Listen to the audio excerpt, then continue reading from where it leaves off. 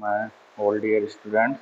So design of steel structure में हम last time जो न्यूमेरिकल कर रहे थे वो कुछ इस तरीके की हमने प्लेट ली थी। इस प्लेट में 4 बोल्ट लग रहे थे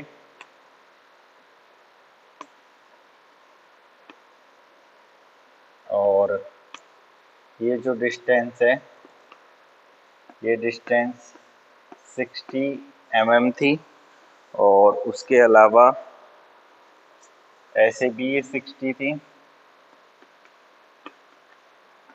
इस तरीके से भी ये 60 थी, ये 35, ये 35 और ओवरऑल थी वो थी 130 mm। All dimensions are in mm। Okay, तो हमने यील्डिंग के केस में और रैप्चर के केस में डिजाइन टेंसाइल स्ट्रेंथ फाइंड करना सीख लिया था कि हम किस तरीके से जो टेंशन मेंबर की डिजाइन के according design tensile tension strength in yielding और रैप्चर के केस में किस तरीके से देखते हैं। अब हम बात करेंगे tensile strength in block shear. हमारा थर्ड केस रहता है tensile strength in block shear. ठीक है, ब्लॉक शियर के केस में देखेंगे टेंसाइल स्ट्रेंथ। इसके अलावा जो हमें वैल्यूज दे रखी थी उन सबको मैं नोट कर देता हूं। तो यहाँ पर बी तो दे रखा है आपको 130, डी दे रखा था आपको 16 mm, ये सारी mm में है। डी नोट आपको यहाँ से डायमीटर ऑफ बोल्ट होल मिल गया था 85 mm। एफ यू की वैल्यू दे रखी थी स्टील की ग्रेड 410 410। एफ वाई दे रखा था 250।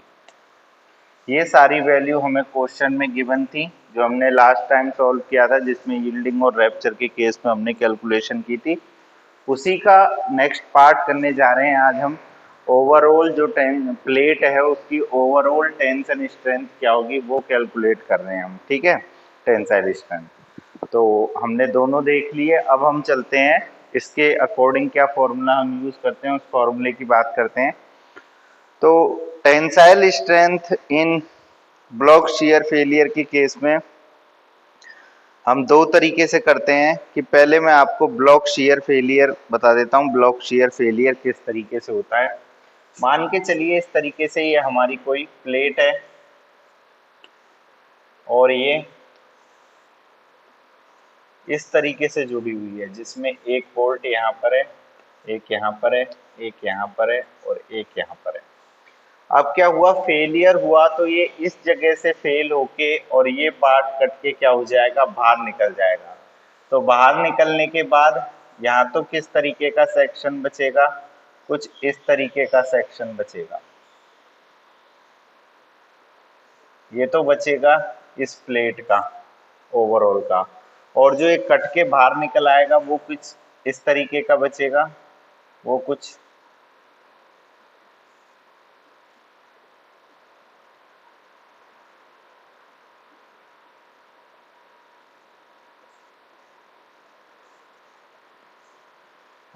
इस तरीके से निकलेगा। ठीक है, तो ये जो हमारा फेलियर होता है ये कहलाता है ब्लॉक शियर फेलियर। तो इसको अकॉर्डिंग हमारे दो फॉर्मूले हैं, उन दोनों फॉर्मूलों को लिख देता हूं मैं एक साथ और उसमें हम देखेंगे किस तरीके से वैल्यू हमें मिलती है और क्या क्या हमें दे रखा है। तो पहला फॉर्मूला होता है इसका T D B1 is equal to 0.9 ABG FY upon √3 gamma m naught plus 0.9 ATN FU 0.9 ATN FU upon gamma m naught. एक तो होता है ये, सॉरी m नोट नहीं, m नोट आ गया, गामा ml। दूसरा होता है TDB2 इसका फॉर्मूला होता है 0.9 AVN 0.9 AVN FU upon √3 gamma M L plus ATN ATG FY upon gamma M naught. इन दोनों का जो मिनिमम होगा, इन दोनों का जो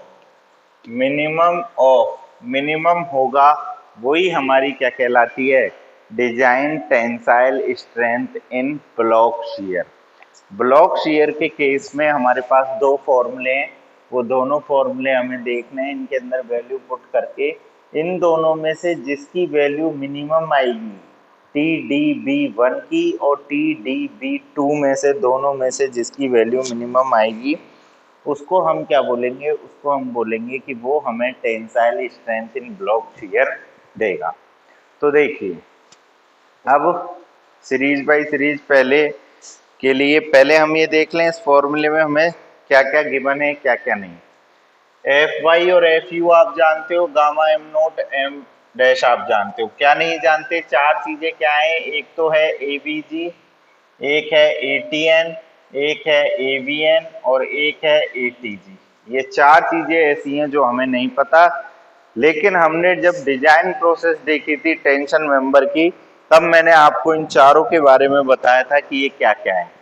देखिए V का क्या मतलब है, AVG और ATG, AVG और AVN, AVG और AVN। तो ये तो है ग्रॉस एरिया और ये है नेट एरिया, ये दोनों ही किसमें है, इन शियर के केस में। और ऐसे ही ATG और ATN ये दोनों क्या है, ये यहां पर है ग्रॉस एरिया, ये है नेट एरिया और दोनों ही किसमें हैं, ये टेंशन में। किसमें, टेंशन के केस में। तो ये AVN, AVG, ATN और ATG चारों हमें मिल गए। अब इनको निकालेंगे कैसे, तो शियरिंग और टेंशन दोनों के अंदर निकालने हैं हमें ग्रॉस एरिया और नेट एरिया। तो देखो उसके लिए क्या करेंगे, हम सीरीज बाय सीरीज चलते हैं। पहले डायग्राम में देखते हैं। देखो डायग्राम में ये जो एरिया होगा ये वाला, ये तो होगा शेयरिंग का एरिया। किसका एरिया, शेयरिंग का एरिया, शेयर फेलियर का एरिया होगा ये। और जबकि ये जो है ये एरिया किसका होगा, ये होगा टेंशन का एरिया। ठीक है, तो अब सीरीज बाय सीरीज कैलकुलेशन करते हैं इनकी चारों की। ये फॉर्मूले में थोड़ी देर के लिए रफ कर देता हूँ, बाद में हम डायरेक्टली इनकी वैल्यू क्या करेंगे, पुट कर देंगे। तो सबसे पहले we can find the value of average gross area in shear, AVG, gross area in shear. Gross area in shear निकालने के लिए हम क्या करेंगे, लेंथ को मल्टीप्लाई बाय करेंगे किससे, थिकनेस से। यहाँ पर हमें थिकनेस और गिवन है प्लेट की जो है 12 mm। तो देखिए लेंथ कितनी होगी, 35 तो ये है यहां से लेके यहां तक और 60 ही है। तो प्लेट के अगर अंदर अंदर बात करें तो 35 और 60, तो क्या लिखेंगे, 35 प्लस 60 इंटू कितने से करेंगे, 12 से। तो एक का आ जाएगा लेंथ इंटू थिकनेस 12, ये इसका हो गया। अब कितने शेयर प्लेन है, 2, तो इंटू किससे कर देंगे, 2 से। तो ये हमारा आ जाएगा ग्रॉस एरिया जो आ जाएगा 2280। कितना आ जाएगा, 2280 mm स्क्वायर। पहला हमने कैलकुलेट कर लिया, ग्रॉस एरिया हमारे पास आ गया 2280 mm स्क्वायर। अब उसके बाद चलते हैं नेक्स्ट पे, AVG हो गया। उसके बाद है AVN। AVN क्या है, ये दोनों ही हम किस में निकाल रहे हैं, ये दोनों ही निकाल रहे हैं शेयर में, किसमें, ग्रॉस एरिया और नेट एरिया।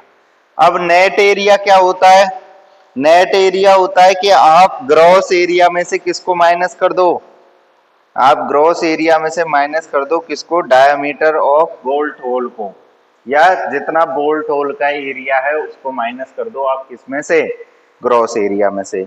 तो क्या करेंगे, 35 प्लस 60, ये तो टोटल लेंथ हो गई। अब इसमें से माइनस करेंगे किसको, सॉरी यहाँ ब्रैकेट नहीं, माइनस आधा, हाफ और हाफ, एक बोल्ट तो यहाँ हो गया, तो माइनस बोल्ट का डायमीटर 18 और 1/4 और 1/4 यहाँ से, तो माइनस का 18/2 यहाँ से, और इनटू थिकनेस कितनी है 12, और कितने प्लेन है शियर प्लेन 2। तो इस तरीके से हमारा नेट एरिया आ जाएगा किसमें, शियर में, वो आएगा 1632 mm स्क्वायर। कितना आएगा, 1632 mm square. This is our net area in shear. तो हमने नेट एरिया और ग्रॉस एरिया देख लिए शियर प्लेन के हिसाब से। हमारे शियर प्लेन कितने बन रहे थे, दो शियर प्लेन बन रहे थे, एक नीचे और एक ऊपर, दोनों देख लिए। उसके बाद चलते हैं हम किस पे, टेंशन में। ये तो थे शियर में, अब बात करते हैं किसकी, टेंशन के केस में। टेंशन के केस में पहले बात करते हैं हम ATG की, ग्रॉस एरिया इन टेंशन। तो ग्रॉस एरिया इन टेंशन की बात करते हैं। टेंशन का प्लेन कौन सा है हमारा, टेंशन का प्लेन है हमारा ये सिर्फ हमारा टेंशन प्लेन है। तो टेंशन प्लेन में कैसे करेंगे, डायरेक्ट इस लेंथ को किससे मल्टीप्लाई कर देंगे, थिकनेस से। तो 60 इंटू 12, यहां से सीधा आ जाएगा 720 mm स्क्वायर। कितना आ गया, 720 mm स्क्वायर। इसी की तरह अब क्या निकाल लेंगे, ATN, नेट एरिया निकालने की कोशिश करेंगे। नेट एरिया क्या होगा, ग्रॉस एरिया में से एरिया ऑफ बोल्ट होल घटाना पड़ेगा। तो 60 माइनस करेंगे 60 में से, यहां देखो 1/4 यहाँ 1/4 यहाँ, कितना हो जाएगा, माइनस का 18/2 इंटू थिकनेस कितनी है, सॉरी माइनस का 18/2 इधर से और 18/2 इधर से, आधा इधर से लेंगे 18/2, हाफ इधर से हाफ इधर से। तो माइनस का 18/2 माइनस 18/2 और इनटू में 12, थिकनेस से मल्टीप्लाई कर देंगे बाद में। So the value we can find 504 mm square, 504 mm square. अब देखो हमने क्या क्या कर लिया, हमने क्या किया, हमने सबसे पहले वैल्यू फाइंड आउट कर ली इनकी चारों की, ठीक है। AVG gross area, net area in shear, और ग्रॉस एरिया और नेट एरिया इन टेंशन। अब हमें क्या करना है, ये सारी वैल्यूज को उठा के फॉर्मूले में पुट करना है, बस बाकी काम हो गया हमारा, ठीक है। हमें फिर उन दोनों में से देख लेना है, जो मिनिमम होगी वही हमारा क्या होगा, आंसर होगा। तो ये हमारे ग्रॉस एरिया और नेट एरिया की कैलकुलेशन की हमने, ठीक है। अब हम चलते हैं आगे की स्टेप में जिसमें हम फॉर्मूला पुट करेंगे। तो सबसे पहले हम पुट करते हैं TDB1 का। TDB1 का फॉर्मूला क्या था, ये था AVG कितना आया 2280 into FY 250 upon root 1.25 into √3 plus, दूसरा फिर उसके अकॉर्डिंग ही फॉर्मूले के अकॉर्डिंग वैल्यू पुट कर देते हैं 0.9 into 504 into 410 upon 1.25 gamma M1 की वैल्यू। तो यहां से TDB1 की जो वैल्यू आएगी वो आएगी आपके पास 447.95, 447.95 किलो न्यूटन, पहली आ गई। दूसरी निकाल लेंगे TDB2 की वैल्यू। फॉर्मूले में वैल्यू पुट करें 0.9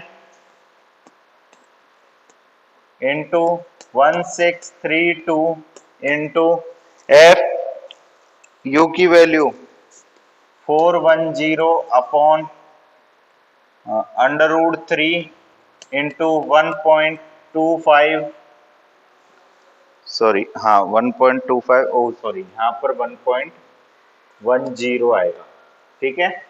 उसके बाद 1.25 इंटू √3 प्लस 720 इंटू 250 अपॉन 1.10। तो यहाँ से हमारे पास TDB2 की भी वैल्यू आ जाएगी, वो आएगी 441.78 441.78 किलो न्यूटन। हमारे पास दोनों वैल्यू आ गई। मैंने क्या कहा था, इन दोनों का जो मिनिमम होगा वही हमारी क्या होगी, टेंसाइल स्ट्रेंथ इन टेंशन होगी, ठीक है। तो हमें पता है, अब दिख ही रहा है दोनों वैल्यूज हमारे सामने है।